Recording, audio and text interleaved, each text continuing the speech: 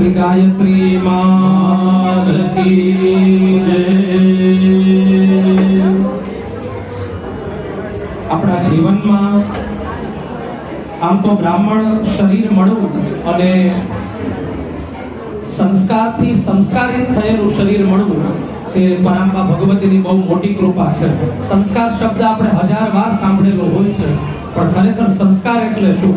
સંસ્કાર આપણા શાસ્ત્રોની દ્રષ્ટિએ શું કહેવા માંગે છે, બસ થોડીક વાત આપણે સમજીએ। આમ તો આપણા ભારતીય સંસ્કૃતિમાં બ્રાહ્મણ, ક્ષત્રિય અને વૈશ્ય આ ત્રણ વર્ણને જનોઈ આપતા, પણ ધીમે ધીમે આ પરંપરા લુપ્ત થઈ અને અત્યારે કેવળ ને કેવળ બ્રાહ્મણો સુધી આ પરંપરા છે તે સીમિત રહી છે। સંસ્કાર એટલે શું? વિજ્ઞાનની ભાષામાં સમજવું હોય તો એક જ પદાર્થ છે, સબસ્ટન્સ છે। અને જેમ કે કાર્બન છે, આ કાર્બન ઉપર જ્યારે અમુક પ્રોસેસ કરવામાં આવે ત્યારે આ કાર્બન છે તે કોહિનૂર હીરો બની જાય, અને કાર્બન ઉપર કાંઈ ન થાય ત્યારે કાર્બન છે તે લિગ્નાઇટ એટલે કે કોલસો બની જાય। એક જ કાર્બન છે, પણ એ કાર્બન ઉપર જ્યારે જબરદસ્ત પ્રોસેસ થઈ ત્યારે એ જ કાર્બન છે તે કોહિનૂર હીરો થઈ જાય અને તે કરોડો રૂપિયામાં વેચાય। અને કાંઈ ન થાય તો આપણે સૌ જાણીએ છીએ કે કોલસાનું મૂલ્ય છે પણ આટલું બધું જ નથી। એક જ લોખંડનો ટુકડો છે, પણ એમાં જ્યારે યોગ્ય પ્રોસેસ કરવામાં આવે અને ત્યારે એ લોખંડનો ટુકડો છે એ પણ હજારો કરોડો રૂપિયામાં વેચાય, બાકી લોખંડનો બહુ ભાવ આવે નહીં। એમ મન આપણને દેખાતું નથી, નિર્ગુણ બાબત છે, પણ આ મન ઉપર જ્યારે પ્રોસેસ કરવામાં આવે ત્યારે વ્યક્તિનું વ્યક્તિત્વ એટલે ઈ તે કોઈક સ્વામી વિવેકાનંદ બને, કોઈક મહાત્મા ગાંધી બને, કોઈક દિવ્ય ચેતના શ્રી રંગ અવધૂત મહારાજજી જેવી બને। મન બધાના સરખા છે, પણ દેખાતું નથી, પણ એ પ્રોસેસ કરવામાં આવે ત્યારે એ અનંત ઉર્જા, અનંત શક્તિ લઈ અને એ કામ કરતું હોય છે। તો આ જે અનંત ઉર્જાનું જે માધ્યમ એ જે બોડી રિસીવ કરે, માઇન્ડ રિસીવ કરે, આખી આ જે પ્રક્રિયા અથવા તો આ જે સેરેમનીનું નામ છે તેનું નામ છે સંસ્કાર। એટલા માટે આપણા શાસ્ત્રોમાં એક બહુ અદ્ભુત વાત કરી કે સંસ્કાર યોગ્યતા ચાદધાના ક્રિયા, એટલે કે કોઈ પણ પાત્રની, કોઈ પણ વ્યક્તિની યોગ્યતાનું નામ છે તે સંસ્કાર છે। અત્યારે આપણે સમાજમાં જોઈએ છીએ 90% લોકો એવા છે કે યોગ્યતા વગર સ્થાને ચડી ગયા છે, સ્થાને બેસી ગયા છે, અને એટલા માટે યોગ્યતા વિના કઈ પણ વસ્તુ મળે તો એની કઈ કિંમત થતી નથી, ને એટલા માટે સમાજમાં અરાજકતા વધારે ફેલાયેલી છે। કેમ? યોગ્યતા વિના બધું મળી ગયું છે એટલે। અને એટલા માટે યાજ્ઞવલ્ક્ય ઋષિએ તો એમ કહ્યું છે કે જન્મના જાયતે શૂદ્ર સંસ્કારાત દ્વિજ ઉચ્યતે। ત્યાં જનોઈ શું છે, બ્રાહ્મણત્વ શું છે, તો કે જન્મથી બધા શૂદ્ર છે એટલે કે સામાન્ય છે, જ્યારે સંસ્કાર થાય ત્યારે તે દ્વિજ બને। જો બ્રાહ્મણને દ્વિજ કહેવાય, આ બ્રાહ્મણનો બીજો જન્મ છે। એકવાર માના ઉદરમાંથી જન્મ થાય ને બીજો આ જે જનોઈની પ્રક્રિયા છે। ગાયત્રી ભલે બધા કરી લે તે અલગ વાત છે, ગાયત્રીનો અધિકાર બધાનો નથી, બેનો માટે પણ ગાયત્રી અલગ છે। એમ જનોઈ ધારી જ્યારે જનોઈ પ્રાપ્ત થાય ત્યારે તે ગાયત્રીનો અધિકાર મળતો હોય છે। જો દવાનું કન્ટેન્ટ સરખું હોય છે પણ શરીરની પ્રકૃતિ પ્રમાણે દવા અસર કરતી હોય છે, એમ ગાયત્રી કોને અસર કરે?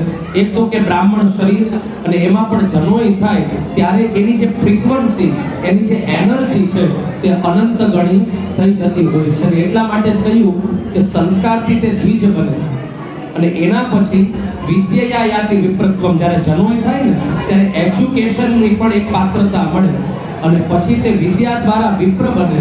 અને બ્રાહ્મણ તો બહુ ઊંચી ભૂમિકા છે કે બ્રહ્મ જાનાતિ બ્રાહ્મણ, જે સુપ્રીમ રિયાલિટી, જે આ યુનિવર્સની ઓમની પ્રેઝન્ટ જે એલિમેન્ટ છે, એટલે કે પરમ તત્વને જે જાણે ને તે બ્રાહ્મણ।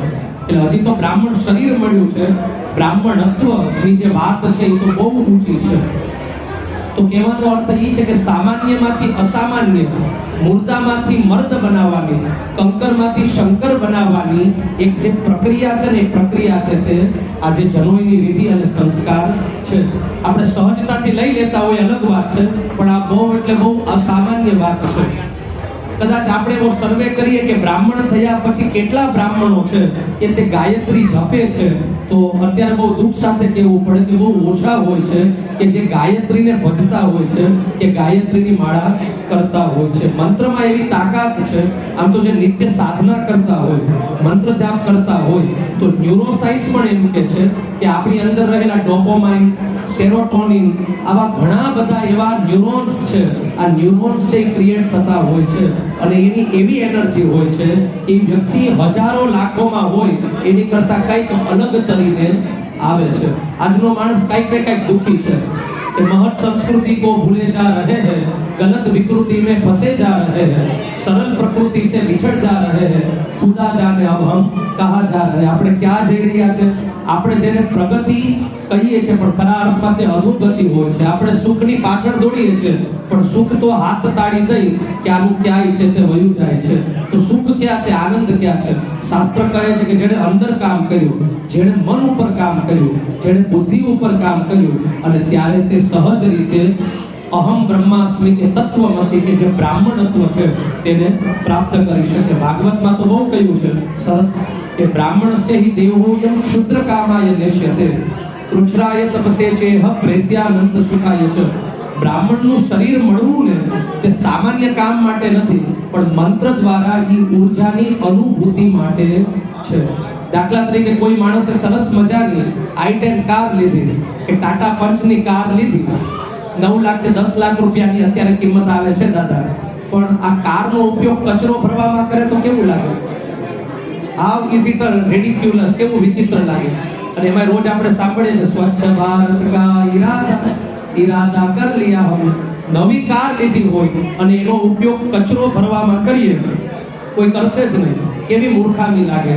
તો એવી રીતે વિચાર કરીએ કે આવું શરીર મળ્યું છે, સ્વસ્થ મન મળ્યું છે, એમાંય બ્રાહ્મણ શરીર મળ્યું છે, આનું મૂલ્ય કેટલું, આની કિંમત કેટલી, તો આનો ઉપયોગ કેમાં થવો જોઈએ? તો શાસ્ત્ર વારંવાર કહે છે કે મંત્ર જાપમાં, સાધનામાં, અને જેને જેનો આનો સાધનામાં ઉપયોગ થાય ત્યારે એની ફ્રીક્વન્સી વધી જાય છે. સરસ રીતે એક એજ્યુકેશનની વ્યાખ્યા છે કે we want that education by which character is formed, strength of mind is increased, intelligence is expanded by which who can on out stand. આપણે એવા શિક્ષણની જરૂર છે કે જે મુર્દામાંથી મર્દને બનાવે, આપણા પગ ઉપર ખડો કરી શકે, તો જ કેળવણી છે તે ખીલવણી બની શકે. તો આ બધાના મૂળમાં સંસ્કાર છે, આ બધાના મૂળમાં છે તે ગાયત્રી છે.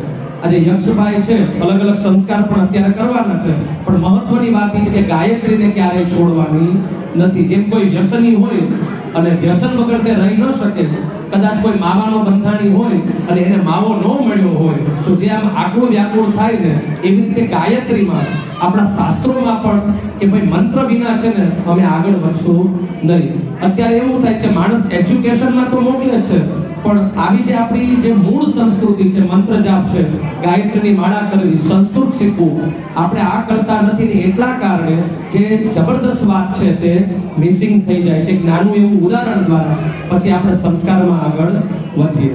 એક શિષ્ય હતો અને તે ગુરુ પાસે ગયો કે મને મંત્રનું મહત્વ સમજાવો, મને કોઈક એવો મંત્ર બતાવો કે જેનાથી મારા ધાર્યા કામ થાય. આપણે બધાને એવી ઈચ્છા છે કે ભાઈ અમારા ધાર્યા કામ થાય, કંઈક એવું સાધન બતાવો. એટલે ગુરુએ કહ્યું કે મફતમાં કાંઈ મળતું નથી, આમે મફતમાં મળે ને તો એની વેલ્યુ ન હોય. એટલે કહ્યું કે 12 વર્ષ સેવા કરવી પડે, તપવું પડે. એટલા માટે આપણા શાસ્ત્રમાં તપ આવ્યું કે થોડું તપવું પડે, કંઈક જોતું હોય તો પુરુષાર્થ કરવો પડે. મફતમાં મળી જાય તો કિંમત પણ ન હોય. 12 વર્ષ સુધી શિષ્ય છે તે સેવા કરે છે અને પછી ગુરુ છે તે શિષ્યને ગાયત્રી મંત્ર કહે છે. ગાયત્રી મંત્ર ધારણ કરી લીધો. હવે શિષ્યને એમ કે ભાઈ મને મારી પાસે તો ગુપ્ત મંત્ર છે, ગાયત્રી પણ ગુપ્ત છે, જો હમણાં મંત્ર દીક્ષા આપશે અને ત્યારે પણ ગુપ્ત રીતે આપશે, માઇકમાં ગાયત્રી નહીં બોલે. એટલે શિષ્યએ ગાયત્રી મંત્ર ધારણ કર્યું અને ભિક્ષા માંગવા જાય છે તો એક ઘરમાં બધા ગાયત્રી મંત્ર બોલતા હોય. એટલે શિષ્યને એમ થયું કે ભાઈ આ ગુપ્ત ક્યાં છે? ગુપ્ત જેને આપણે સિક્રેટ કહીએ છીએ, તો આમાં તો સિક્રેટ તો કાંઈ છે ને, આ તો બધાને આવડે છે. ગાયત્રી મંત્ર અત્યારે બધાને આવડતો છે, ટેપ રેકોર્ડરમાં પણ વાગે છે. એટલે શિષ્યને મનમાં એમ થયું કે મારા ગુરુએ મને છેતર્યો, એટલે શિષ્ય ફરિયાદ કરવા જાય છે કે તમે 12 વર્ષ સુધી મને મજૂરી કરાવી, મને છેતર્યો. ગાયત્રી મંત્ર તો આખા ગામને આવડે છે, પણ ગુરુ છે ને જમાનાના ખાધેલા હતા. એટલે ગુરુએ એક સરસ મજાનો પથ્થર છે, એ પથ્થર શિષ્યને આપ્યો કે તારે આ પથ્થર વેચવાનો છે, ખાલી એનો ભાવ કઢાવવાનો છે, પણ વેચી નથી દેવાનો. એટલે શિષ્ય છે તે પથ્થર લઈને જાય છે બજારમાં વેચવા માટે. પેલા જાય છે શાકભાજી વાળા ભાઈ પાસે, કે આ પથ્થરનો શું ભાવ કરશો?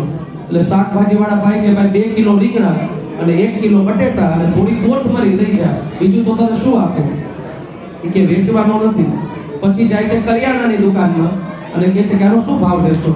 તો એ કે ભાઈ 5 કિલો ઘઉં અને 5 કિલો બાજરો લઈ જાય, બીજું તો શું આપો? એમ અલગ અલગ પથ્થરની વેલ્યુ કરતો છેલ્લે સોની પાસે જાય છે. એ સોની છે એ પોતાના કાચથી બરાબર પથ્થરનું નિરીક્ષણ કરે છે, ઓબ્ઝર્વ કરે છે, અને ઓલા શિષ્યની સામું જોવે, પથ્થરની સામું જોવે, અને પછી એમ કહે છે કે તું આ પથ્થર લાવ્યો ક્યાંથી? કે તમે મને આનો ભાવ કરી દો ને. એટલે ઓલો સોની કહે છે કે ભાઈ મારે એ કે ધોળા આવ્યા, 70મું વર્ષ ચાલે છે, આ પથ્થર છે ને 2 નમૂન છે, હું નહીં તું કોઈ પણ પાસે જાય, આ પથ્થરની તને કોઈ વેલ્યુ નહીં, એનું મૂલ્ય નહીં દે. આ તો કોઈ સમ્રાટના મસ્તકમાં શોભે, અથવા તો કોઈ સિદ્ધ યોગી હોય એની પાસે આ પથ્થર શોભે, આ અમૂલ્ય છે. તો શિષ્ય એકદમ આશ્ચર્યચકિત, વિસ્મય થઈ ત્યાંથી જાય છે, એના ગુરુ પાસે આવે છે, અને ગુરુ એને મર્મમાં કહે છે કે જેવી રીતે પથ્થરની કિંમત બધાએ અલગ અલગ કરી, એવી રીતે જ મંત્ર બધાને આવડતો હોય, પણ મંત્ર જેણે સાક્ષાત્કાર કર્યો હોય, મંત્રના નિત્ય જેણે જપ કર્યા હોય, તે જ ગાયત્રી મંત્રનું મૂલ્ય કરી શકે છે. કદાચ શેષનાગ પાસે 1000 મુખ છે, પણ એ પણ ગાયત્રીનું મૂલ્ય કરી શકશે નહીં. અને એટલા માટે જ કે જે વસ્તુ છે એનું મૂલ્ય છે તે પાત્રતા પ્રમાણે મૂલ્ય થતું હોય. એમ આપણી આજે જનોઈની વિધિ છે, આપણા સંસ્કાર છે, આ ગાયત્રી છે, જે બ્રાહ્મણોએ અનુભૂતિ કરીને એ અનુભૂતિ છે, એ બહુ અદ્ભુત અને અદ્ભુત વાત છે. એટલા માટે હેલન કેલરે બહુ સરસ મજાની વાત કરી કે the most beautiful things in the world not to seen, not to touch, they felt only are. જીવનની જે શ્રેષ્ઠ પળ હોય ને તે અનુભૂતિનો વિષય છે, શબ્દનો નહીં. એમાં ગાયત્રી આ સંસ્કાર છે તે અનુભૂતિનો છે. આપણે બ્રાહ્મણોને આનું મહત્વ છે તો જાણે છે કે આ શું છે. અને અત્યારે એક એવો ટ્રેન્ડ ચાલ્યો છે, એટલે ટ્રેન્ડમાં આપણે સંસ્કારને ભૂલી ગયા છે. બધું કરીએ પણ આપણું મૂળ છે, આપણું જે રૂટ છે એને ક્યારે ભૂલીએ નહીં. અને જેણે રૂટ પકડી રાખ્યું છે તે જ ફ્રૂટ સુધી પહોંચે છે. તો રૂટ્સથી ફ્રૂટ સુધી પહોંચવાનું છે. તો નિત્ય ગાયત્રી કરીએ, અને ગાયત્રીની અનુભૂતિ જો બ્રાહ્મણોએ રાજ કર્યું છે, બૌદ્ધિક પ્રધાન બ્રાહ્મણો હોય છે. શા માટે? તે મંત્ર વિજ્ઞાનને જાણે છે, એ ગાયત્રીના વિજ્ઞાનને જાણે છે. બ્રાહ્મણ કોઈનો કાટલો ન પકડે, એ કાંઈ ન કરે, છતાં પણ બધું કરી દે. અને એટલા માટે જ આપણે સૌ ચાણક્યને જાણે છે. ધનાનંદ જે આખો સમ્રાટ હતો મગધ સામ્રાજ્યનો, ચાણક્યએ કાંઈ નથી કર્યું, છતાં પણ ધનાનંદનું છે એ કાસળ કાઢી નાખ્યું. કેમ? તો કે બુદ્ધિથી. તો આપણે કોઈનું કાસળ નથી કાઢવાનું. બ્રાહ્મણ તો સમાજનો હિતેશી છે, પણ જેણે બુદ્ધિ ઉપર કામ કર્યું છે, જેણે મન ઉપર કામ કર્યું છે, એવા લોકો છે આ દુનિયા ઉપર રાજ કરે છે. Education is the power, education is the weapon who can change the world. તો આ તાકાત જ્ઞાનની ક્યાંથી આવશે? શાસ્ત્ર કહે છે ગાયત્રીથી આવશે, ગાયત્રીથી આવશે, ગાયત્રીથી આવશે. આજે બહુ રૂડો અવસર છે, આજે બહુ અપૂર્વ અવસર છે કે એક ગાયત્રીની દીક્ષા દ્વારા આપણી બુદ્ધિ છે એ ખરા અર્થમાં તેજોમય બને. અને એટલા માટે ગાયત્રીમાં આપણે કહીએ છીએ કે ધિયો યો ન પ્રચોદયાત. આ યુનિવર્સમાં જે કોઈ પણ શ્રેષ્ઠ તત્વ છે એનું અમે ધ્યાન કરીએ છીએ. અને ગાયત્રી મંત્ર જો સિંગ્યુલરમાં નથી, પ્લુરલમાં છે, બહુવચનમાં છે. નહ એટલે થાય અમારા સૌની બુદ્ધિ છે એને પ્રેરણા આપે. એટલે ગાયત્રી જે જપતા હોય ને એની ચોપાસ પણ એક દિવ્યતા, એક ઊર્જા, એની એક એનર્જી છે તે આવી જતી હોય છે. એટલા માટે આપણે તો આપણે શું મહત્વ કરી શકીએ, પણ આનું જેટલું પણ બોલવામાં આવે આટલું ઓછું છે. તો એક અપૂર્વ અવસર છે. તો આવો આપણે સૌ સાથે મળી અને 16 સંસ્કારની પ્રક્રિયા કરીએ છીએ. હેતુ